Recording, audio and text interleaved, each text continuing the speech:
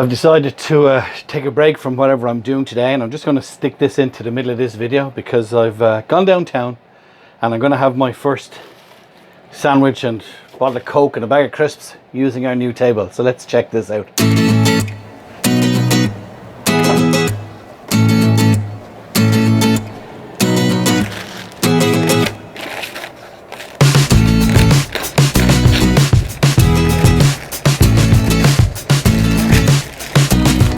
Said I'd treat myself to a bar of chocolate, a bag of crisps and a drink.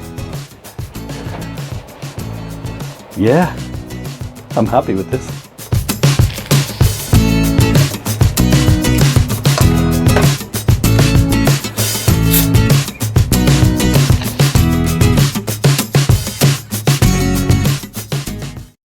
Good morning, people. As you can see, I'm in the ambulance, the B-bar. I've got the heater on. I'm just tidying up a few little bits. I put a shelf in there this morning. I actually came out to hoover the shed, believe it or not. Yeah, I do hoover the shed.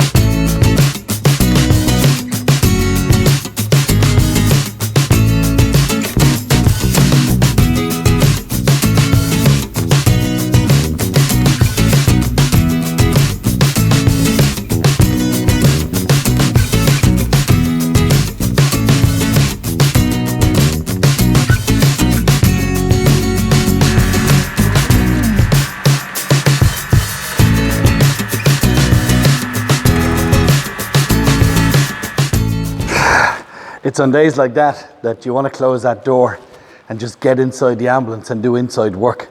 And as part of this bits and bobs video, that's exactly what I'm doing today.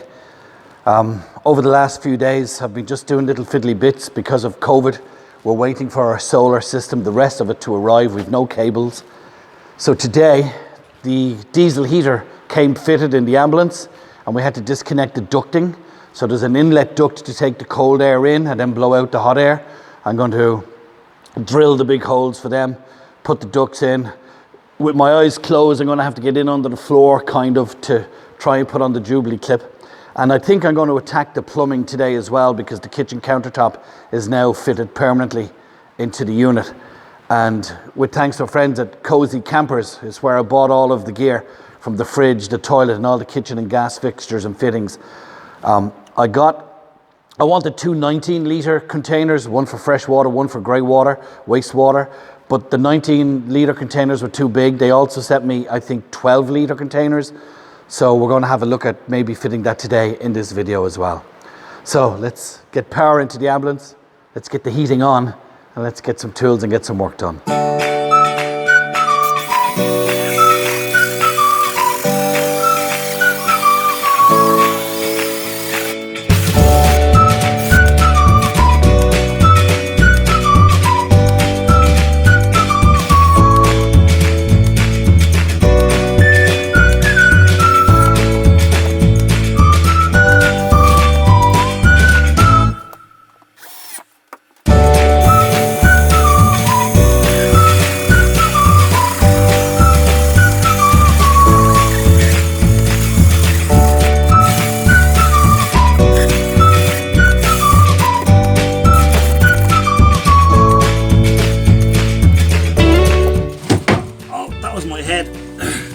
It's absolutely lashing rain outside.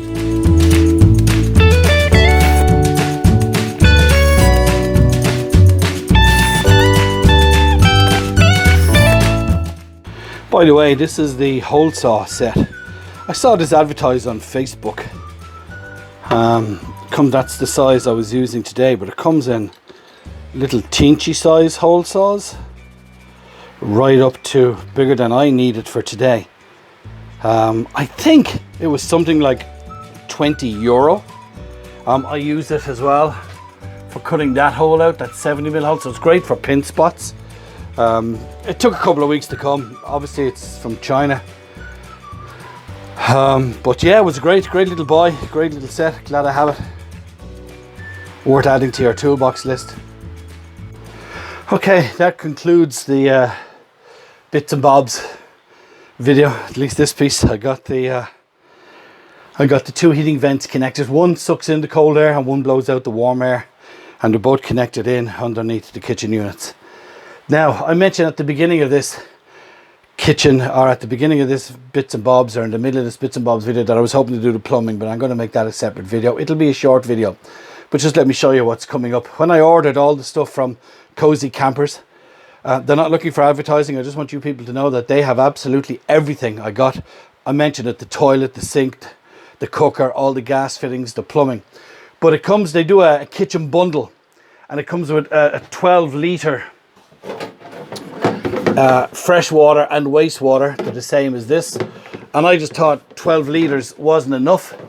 So I asked them to increase it to 19 litres, which is a lot bigger, in fairness, than the 12 litres. You know, there is a massive difference. However, I don't think I'm going to go with the 19 litres, and I'll just turn this camera and show you underneath the sink. I still might go with the 19 litre. Just let me turn the camera and show you why. So this is under the sink where the water will be going. The fresh water will go in there. I have all the fixtures and fittings that sit on the top of that to take the pump, and it'll more than likely go that way. But I just thought, it's very small, isn't it? I'll point this down a bit.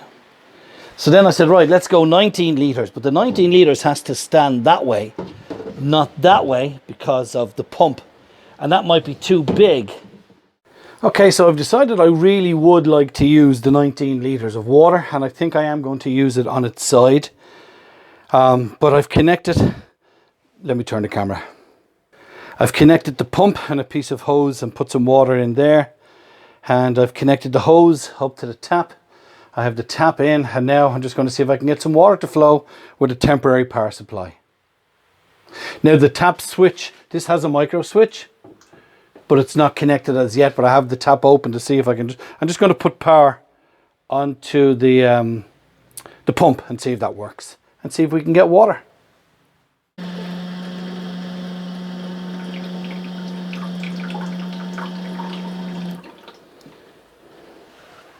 And we have water. Okay, so I have the, just temporarily I have to tidy up the cables. That's the tap pump. I have it wired into number 3 down here on the fuse board. And let's see what happens. Not a lot of pressure.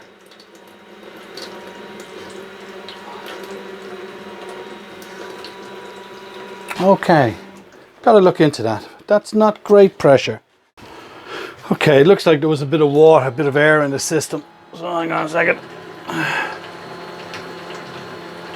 Flowing out of one and flowing into the other.